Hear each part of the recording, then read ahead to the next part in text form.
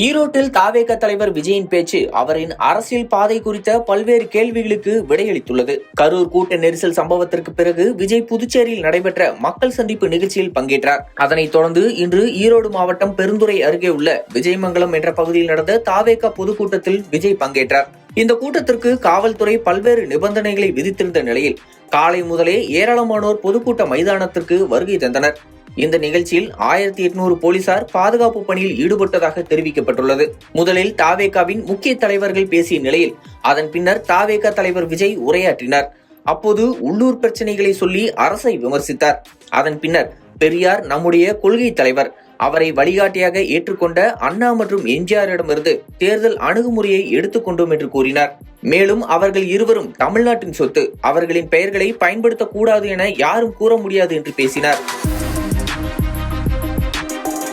அவர் தொடர்ந்து திமுகவை கடுமையாக விமர்சித்தார். மேலும் நம்முடைய அரசியல் எதிரி திமுக, கொள்கை எதிரி பாஜக யார் என்பதை தொண்டர்களை கூற வைத்து தேசிய ஜனநாயக கூட்டணியில் தாவேகா இடம்பெறாது என்பதை உணர்த்தியுள்ளார். மக்களை நீங்க சொல்லுங்க, நம்மளுடைய அரசியல் எதிரி யாரு? நம்மளுடைய கொள்கை எதிரி யாரு? ரிப்பீட், நம்மளுடைய அரசியல் எதிரி யாரு? நம்மளுடைய கொள்கை எதிரி யாரு?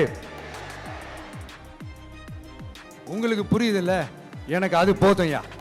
மேலும் சட்டமன்ற தேர்தலில் யார் களத்தில் இருக்கிறார்களோ அவர்களைத்தான் எதிர்ப்போம் என்று கூறினார். மேலும் களத்தில் இல்லாதவர்களை எதிர்க்க மாட்டோம் என்று கூறினார். இதன் மூலம் அதிமுகவை மறைமுகமாக தான் பொருட்டாகவே எடுத்துக்கொள்ளவில்லை என்பதை உணர்த்தியுள்ளார்.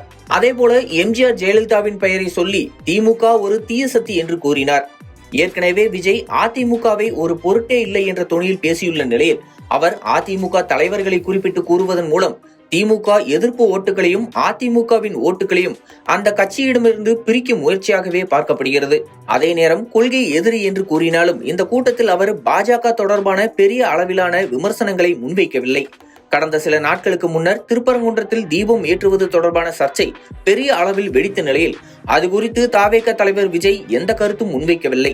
மேலும் இந்திய அளவில் மகாத்மா காந்தி ஊரக வேலை உறுதி திட்டத்தின் பெயரை மத்திய பாஜக அரசு மாற்ற திட்டமிட்டுள்ளது குறித்தும் விஜய் எந்த கருத்தும் முன்வைக்கவில்லை. இதனை முன்வைத்து திமுக தரப்பில் விஜயை விமர்சிக்கும் வாய்ப்பை அவர் உருவாக்கி கொடுத்துள்ளார்.